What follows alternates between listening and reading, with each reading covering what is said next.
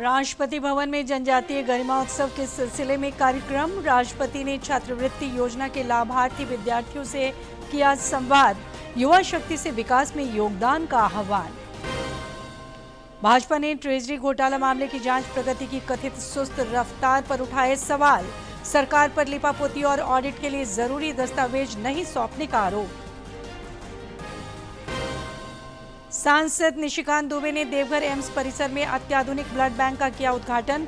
आपातकालीन परिस्थितियों में मरीजों को जल्द मिल सकेगी सेवा।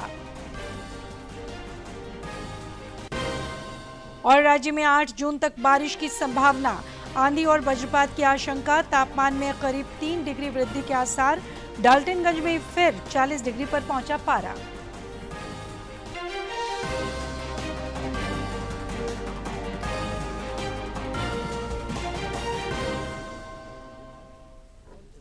नमस्कार, खबरें झारखंड में आपका स्वागत है। खबरों के साथ मैं हूं सरोज झा और अब खबरें विस्तार से।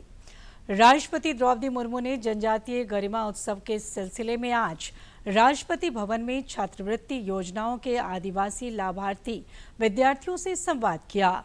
इस दौरान उन्होंने युवा शक्ति को विरासत पर गर्व करते हुए देश को सशक्त और आत्मनिर्भर बनाने में योगदान का आह्वान किया। द्रौपदी मुर्मू ने आदिवासी छात्रवृत्ति लाभार्थियों के साथ संवाद किया। इस विशेष संवाद का उद्देश्य जनजातीय समुदाय के छात्रों के लिए अकादमिक उत्कृष्टता, नेतृत्व और नवाचार को प्रोत्साहित करना है। साथ ही समावेशी और परिवर्तनकारी जनजातीय सशक्तिकरण के प्रति सरकार की प्रतिबद्धता को मजबूत करना है। राष्ट्रपति ने कार्यक्रम में जनजातीय समुदाय के उत्थान पर जोर देते हुए कहा कि सरकार जनजातीय समुदाय को आगे बढ़ाने के लिए निरंतर प्रयास कर रही है, जिसने युवाओं के लिए संभावनाओं के नए द्वार खोल दिए हैं।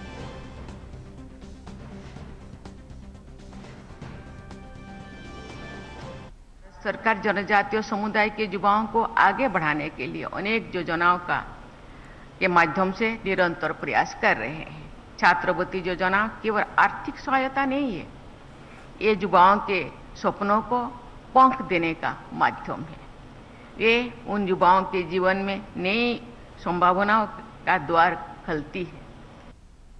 शिक्षा सशक्तिकरण का महत्वपूर्ण साधन है।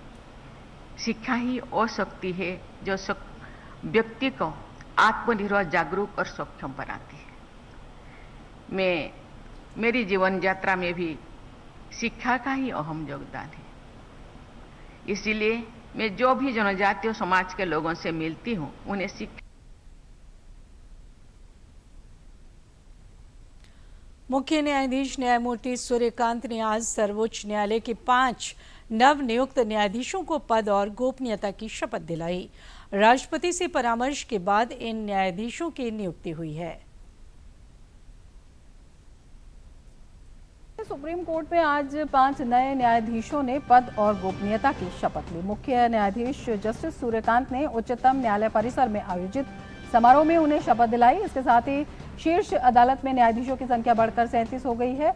अब ये संख्या न्यायाधीशों की अब तक की सबसे ज्यादा की संख्या है। शपथ लेने वालों में वरिष्ठ अधिवक्ता वी मोहना, न्यायमूर्ति शील नागू, न्यायमूर्ति श्री चंद्रशेखर, न्यायमूर्ति संजीव सचदेवा और न्यायमूर्ति अरुण पल्ली शामिल हैं। हाल ही में सरकार ने एक अध्यादेश के जरिए सुप्रीम कोर्ट में न्यायाधीशों की स्वीकृत संख्या 34 से बढ़ाकर 38 कर दी थी।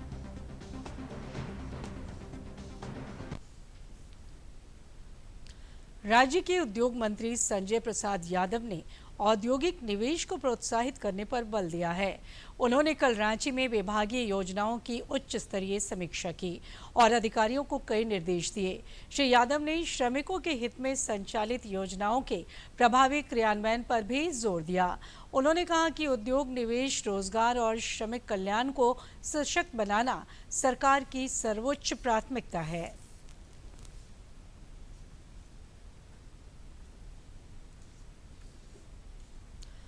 शराब घोटाला मामले पर नेता प्रतिपक्ष बाबूलाल मरांडी ने राज्य सरकार पर फिर निशाना साधा है। उन्होंने आज एक सोशल मीडिया पोस्ट में कहा कि ये घोटाला सिर्फ भ्रष्टाचार नहीं बल्कि सत्ता संरक्षण में चलाया गया संगठित आर्थिक अपराध है। अंतर्राज्यीय शराब माफियाओं और सत्ता के करीबी लोगों की मिलीभगत से जनता की गाढ़ी कमाई को खुलेआम लूटा गया। श्री मरांडी ने कहा कि केंद्रीय एजेंसियां लगातार इस घोटाले की परतें खोल रही हैं और अब सच सामने आ रहा है। छत्तीसगढ़ के शराब कारोबारी अनवर ढेबर की 1000 करोड़ रुपए से अधिक की संपत्ति ईडी द्वारा जब्त की जा चुकी है। इधर राज्य में करोड़ों रुपए के ट्रेजरी घोटाले की जांच की कथित सुस्त रफ्तार पर भाजपा के प्रदेश प्रवक्ता प्रतुलनाथ शाहदेव ने सवाल उठाए हैं।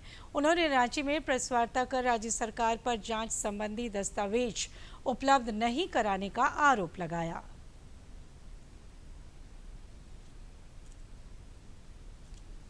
रांची के भाजपा प्रदेश कार्यालय में प्रदेश प्रवक्ता प्रतुलनाथ शाहदेव ने पत्रकार वार्ता के दौरान राज्य में हुए कथित ट्रेजरी घोटाले को लेकर राज्य सरकार पर जमकर निशाना साधा।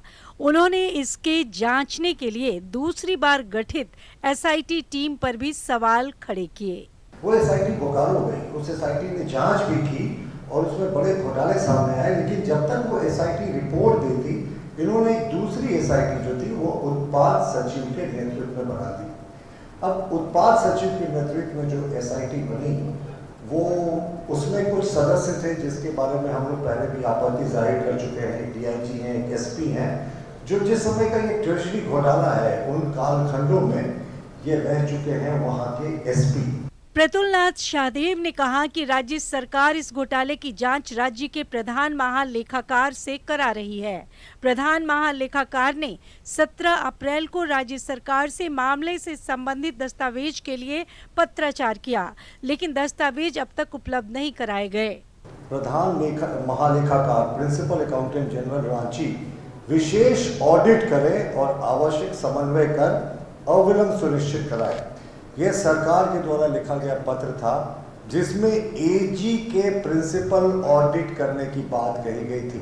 और देखिए, सबसे आश्चर्यजनक पहलू इस पत्र का है कि यह पत्र लिखा गया है 17/4/2026 को सरकार के सचिव प्रशांत कुमार जी के द्वारा। सरकार ने आज तक कोई कागजात जो है वो प्रिंसिपल अकाउंटेंट जनरल के ऑफिस नहीं पहुंचाया। श्री शाहदेव ने ट्रेजरी घोटाले की निष्पक्ष और पारदर्शी जांच के लिए राज्य सरकार को सभी आवश्यक दस्तावेज संबंधित को उपलब्ध कराने की मांग की। साथ ही लालू यादव प्रकरण का हवाला देते हुए राज्य सरकार को राजधर्म का पालन करने या इतिहास से सबक लेने की सलाह दी। कि इतिहास के पन्नों से सबक सीखिए साहब। इसी घोटाले को, चारा घोटाले को लीपापोती करने के चक्कर में एक मुख्यमंत्री जेल चले गए थे, उनको कुर्सी छोड़नी पड़ी थी। कम से कम ये गलती दोबारा आप नहीं दोहराएं। कि आज भी अखबारों में आया है कि 2 और नए जिले जो हैं इस जांच में जुड़ जाएंगे। फिलहाल इस पूरे प्रकरण पर जांच जारी है। वहीं भाजपा के केंद्रीय एजेंसियों से जांच पर जोर दिया है। डीडी न्यूज के लिए रांची से सहयोगी विकास कुमार के साथ प्रणय प्रबोध की रिपोर्ट। राज्य में 2 सीटों के लिए 18 जून को होने वाले राज्यसभा चुनाव को लेकर सरगर्मी तेज है। रांची से दिल्ली तक बैठकों का दौर चल रहा है। झामुमो और कांग्रेस के बीच उम्मीदवार को लेकर अब तक एक राय नहीं बन पाई है। भाजपा में भी लगातार विमर्श चल रहा है। इधर चुनाव को लेकर दावेदारों की भी कोई कमी नहीं है। दिवंगत दिशोम गुरु की पोती जयश्री सोरेन ने भी राज्यसभा जाने की इच्छा जाहिर की है। झामुमो नेता मथुरा प्रसाद महतो ने कहा है कि कोई भी व्यक्ति दावेदारी कर सकता है, लेकिन अंतिम निर्णय पार्टी आला कमान को लेना है। उधर भाकपा माले ने भी दावेदारी ठोकी है।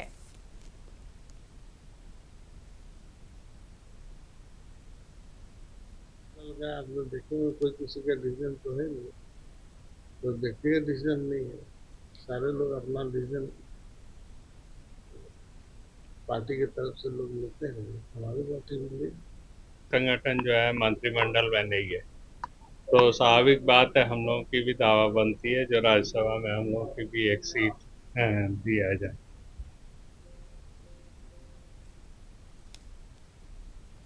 अर्थव्यवस्था के मोर्चे से अच्छी खबर है।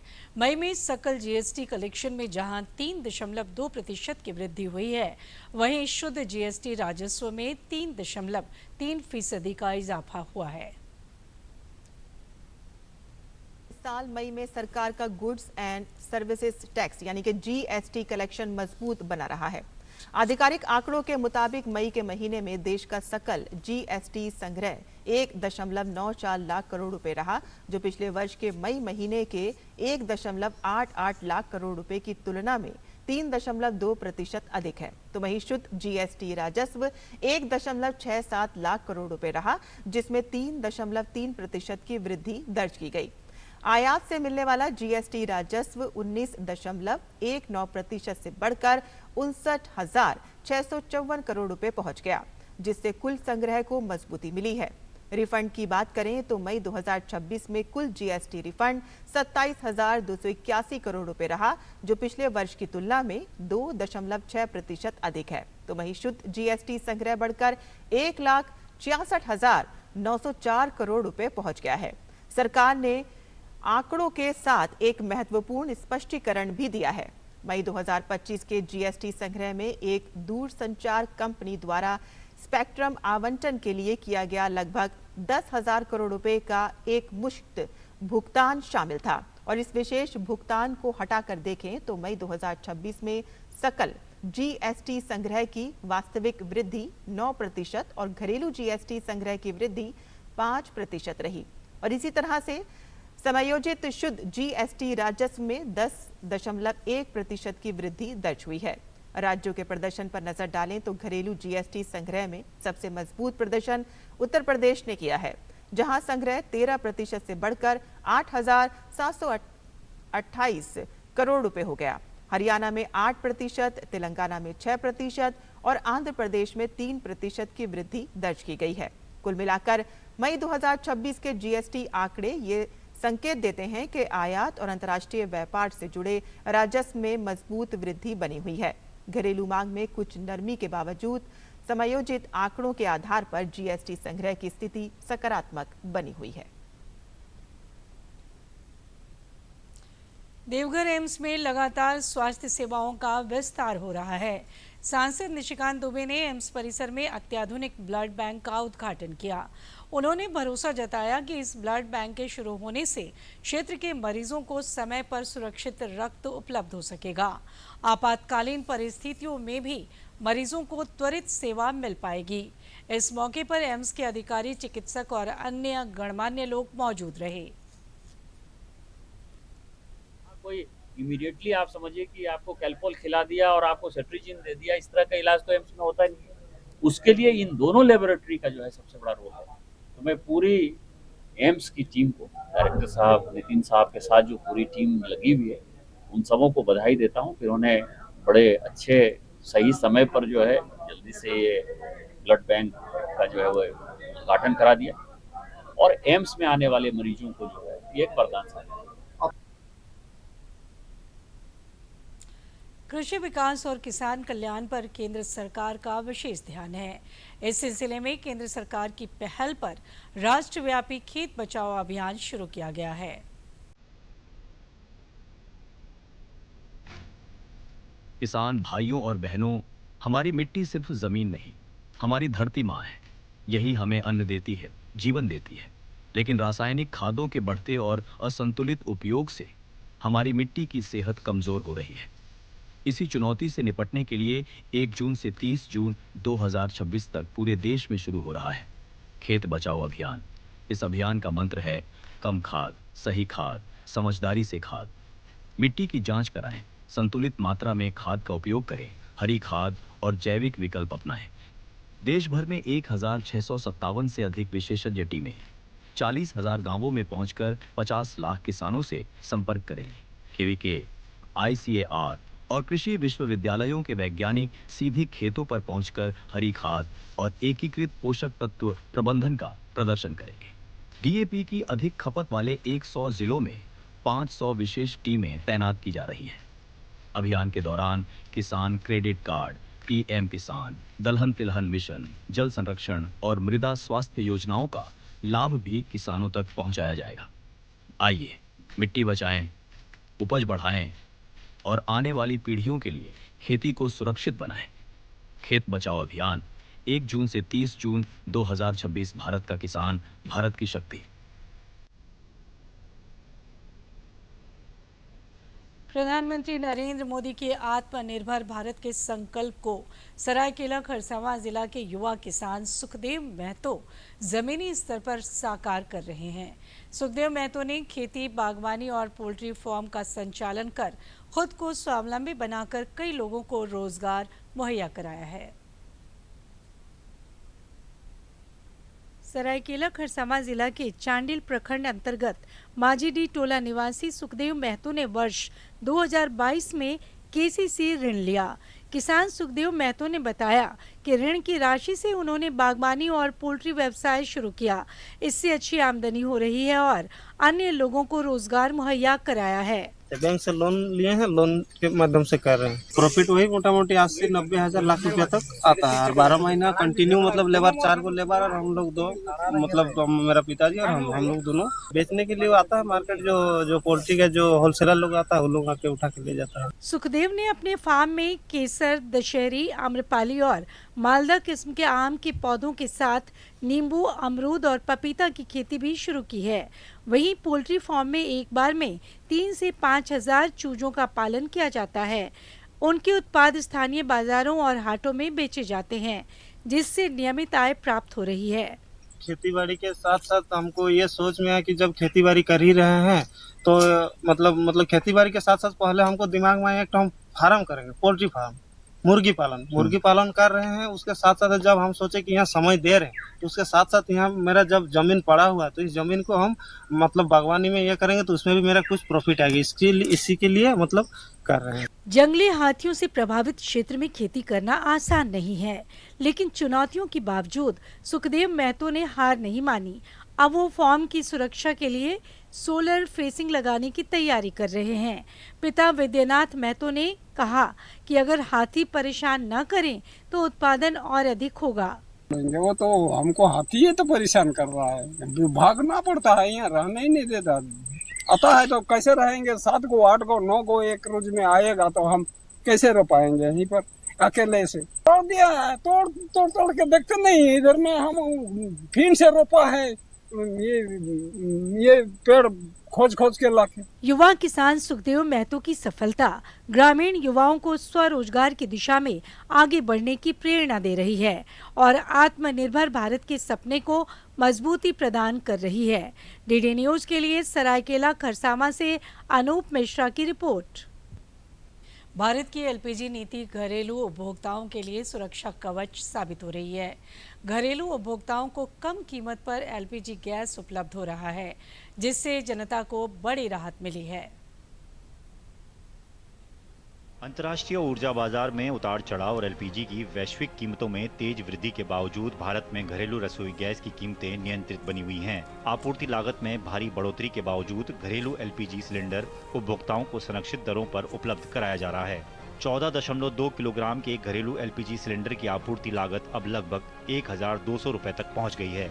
इसके बावजूद प्रधानमंत्री उज्ज्वला योजना के लाभार्थियों को 300 रुपए की सब्सिडी के बाद ये सिलेंडर केवल 613 रुपए में उपलब्ध हो रहा है। इस बढ़ोतरी की मुख्य वजह वैश्विक बाजार है। भारत के एलपीजी आयात की अंतर्राष्ट्रीय कीमत का प्रमुख आधार माने जाने वाले सऊदी अरब के प्रोपेन मूल्य में 38% की बढ़ोतरी हुई है। इसके बावजूद भारत में घरेलू एलपीजी उपभोक्ताओं को राहत मिल रही है। भारत की एलपीजी मूल्य निर्धारण नीति अपने पड़ोसी देशों की तुलना में उपभोक्ताओं को स्पष्ट लाभ देती है। भारत में एक सामान्य घरेलू एलपीजी सिलेंडर की कीमत 913 रुपए है, जबकि पाकिस्तान में ये 1,046 रुपए, नेपाल में 1,207 रुपए और श्रीलंका में 1,241 रुपए है। हालांकि घरेलू उपभोक्ताओं को ये राहत देने की एक बड़ी कीमत भी चुकानी पड़ रही है। चालू वित्त वर्ष में घरेलू एलपीजी पर तेल विपणन कंपनियों को लागत और बिक्री मूल्य के अंतर के कारण लगभग 60,000 करोड़ रुपए का घाटा होने का अनुमान है। इस बोझ को कम करने के लिए सरकार ने 30,000 करोड़ रुपए की सहायता देने का प्रावधान किया है। साल 2016 से अब तक प्रधानमंत्री उज्ज्वला योजना के तहत 10 करोड़ से अधिक परिवार लाभान्वित हो चुके हैं, जहां वाणिज्यिक एलपीजी की कीमतें वैश्विक बाजार के अनुसार बदलती रहती हैं। वहीं घरेलू एलपीजी सिलेंडरों को संरक्षण प्रदान किया जाता है ताकि स्वच्छ ईंधन आम परिवारों की पहुंच में बना रहे। ऐसे समय में जब क्षेत्र के कई देश बढ़ती ऊर्जा लागत से जूझ रहे हैं, भारत ने अपने नागरिकों के लिए एलपीजी की अपेक्षाकृत किफायती बनाए रखा है। कम कीमत, व्यापक पहुंच और 10 करोड़ से अधिक परिवारों को लगातार संरक्षण, यही भारत की एलपीजी नीति की सबसे बड़ी विशेषता है। तपस भट्टाचार्य की रिपोर्ट, डीडी न्यूज। 21 जून को मनाए जाने वाले अंतर्राष्ट्रीय योग दिवस को लेकर काउंटडाउन जारी है और देश दुनिया में इसे लेकर उत्सुकता बढ़ती जा रही है। साहिबगंज के राजमहल स्थित मॉडल कॉलेज में सामूहिक योगाभ्यास किया गया। साहिबगंज स्थित राजमहल मॉडल कॉलेज में yoga for healthy ageing theme पर योग शिविर का आयोजन हुआ। इस शिविर में योग प्रशिक्षिका मार्गरेट हेम्ब्रम ने शिक्षकों, कर्मचारियों और छात्र छात्राओं को योगासन और प्राणायाम कराए। प्राचार्य डॉक्टर रंजीत सिंह ने बताया कि कॉलेज परिसर में हर शनिवार को बुजुर्गों के साथ योगाभ्यास कराने की योजना है। का जो थीम बुजुर्गों के लिए है, तो निश्चित रूप से हमारी आबादी के साथ साथ हमारे बुजुर्ग भी अब कैसे स्वस्थ रहे, उनका जीवन दिनचर्या योगा से किस तरह से आगे बढ़े, उनको लेकर के चल रहे हैं। तो माननीय प्रधानमंत्री जी का यह संदेश, यह सोच, यह बताता है कि भारतवर्ष के लिए वो हमेशा चिंतित रहते हैं। योग प्रशिक्षिका मार्गरेट हेम्ब्रम ने कहा कि योग न केवल शरीर को स्वस्थ रखता है बल्कि इससे शारीरिक स्फूर्ति भी आती है। वहीं छात्रा प्रतिभा रक्षित और स्वीटी विश्वास ने बताया कि नियमित योग से स्वास्थ्य में सुधार आया है और एकाग्रता बढ़ी है। पहले मैं मोटी, थोड़ा सा अनहेल्दी थी और अब मैं 5 सालों के अंदर, 10 सालों के अंदर अपने आप में एक अच्छा महसूस कर रही हूँ। अपने आप में आत्मविश्वास हो गया है। रेगुलर तब से 10 सालों में अपने अंदर इतना कॉन्फिडेंस आ गया है मेरे अंदर कि मैं किसी को भी मेरा जो एक्सपीरियंस है उसको बता सकती हूँ। आजकल की लड़कियां जिसे पीसीओडी, पीसीओएस जैसे बीमारी है, उसके लिए योगा काफी ज्यादा इम्प्रूव करती है बॉडी, जिसका पीरियड साइकिल बहुत खराब है। इसमें से मैं भी हूँ। तो अगर आप योगा करते हैं तो इससे आपके पीरियड साइकिल में बहुत सुधार होती है। हमें हर रोज दिनचर्या में योग को शामिल करना चाहिए। इससे हमारे हड्डी को मजबूती मिलता है, ब्लड प्रेशर को अच्छा ही होता है और रोजाना करना चाहिए। योग शिविर में शामिल विद्यार्थियों ने बताया कि योगाभ्यास से उन्हें शारीरिक और मानसिक रूप से काफी लाभ मिला है। उन्होंने कहा कि प्रधानमंत्री नरेंद्र मोदी से प्रेरित होकर वे नियमित योग कर रहे हैं और अन्य लोगों को भी प्रेरित कर रहे हैं। हमारे प्रधानमंत्री श्री नरेंद्र मोदी जी का भी यही कहना है कि योग हर उम्र के लोगों को करनी चाहिए। मोदी जी बहुत ही जागरूक रहे हैं अपने देश के लिए, अपने देश के लोगों के लिए कि वो हमेशा स्वस्थ रहे। तो हमें इस मोदी जी की योजना को हमेशा आगे बढ़ाना चाहिए। अच्छा अनुभव मिला और योग से शारीरिक कंडीशन बहुत बेहतर रहती है। स्वस्थ शरीर और स्वस्थ मन के लिए योग को पूरी दुनिया अपनाने लगी है।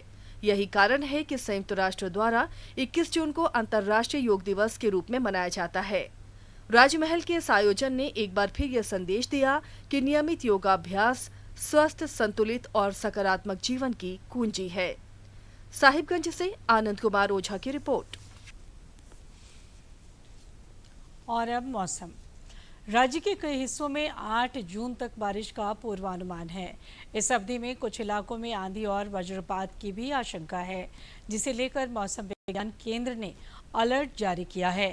3 दिनों के दौरान अधिकतम तापमान में करीब 3 डिग्री सेल्सियस तक की वृद्धि हो सकती है। पिछले 24 घंटे के दौरान डाल्टनगंज में अधिकतम तापमान 40 डिग्री सेल्सियस रिकॉर्ड किया गया। राज्य के अन्य जिलों में भी तापमान बढ़ा है, हालांकि अभी भी ये सामान्य से थोड़ा नीचे है।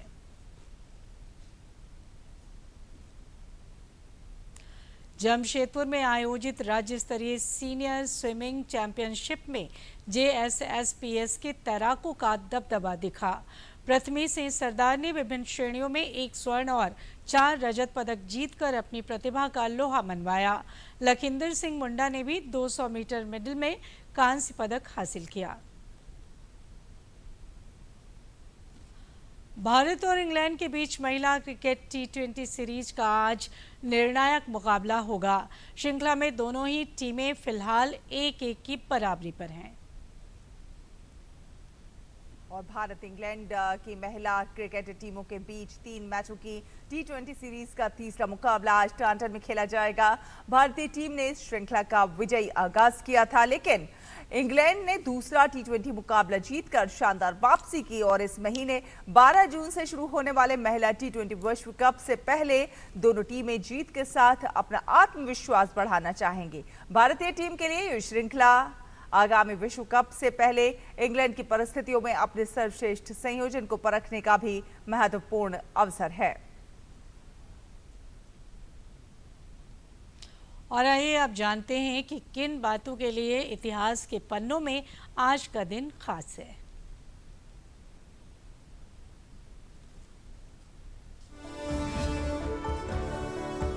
दो जून साल 1966 को अमेरिकी अंतरिक्ष एजेंसी नासा ने पहली बार अंतरिक्ष यान चांद की जमीन पर सफलतापूर्वक उतारा था।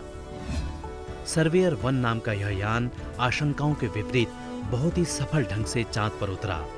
इससे पूर्व सोवियत संघ 4 महीने पहले ही ये सफलता हासिल कर चुका था।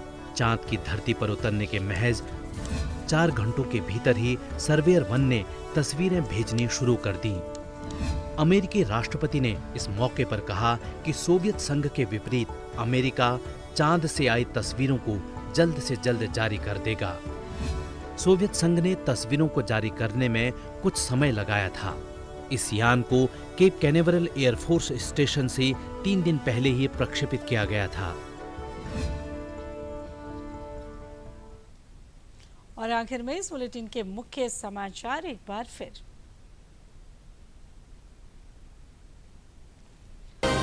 राष्ट्रपति भवन में जनजातीय गरिमा उत्सव के सिलसिले में कार्यक्रम। राष्ट्रपति ने छात्रवृत्ति योजना के लाभार्थी विद्यार्थियों से किया संवाद। युवा शक्ति से विकास में योगदान का आह्वान। भाजपा ने ट्रेजरी घोटाला मामले की जांच प्रगति की कथित सुस्त रफ्तार पर उठाए सवाल।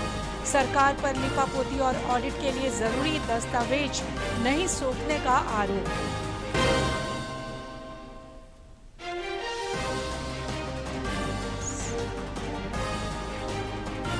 सांसद निशिकांत दुबे ने देवघर एम्स परिसर में अत्याधुनिक ब्लड बैंक का किया उद्घाटन। आपातकालीन परिस्थितियों में मरीजों को जल्द मिल सकेगी सेवा।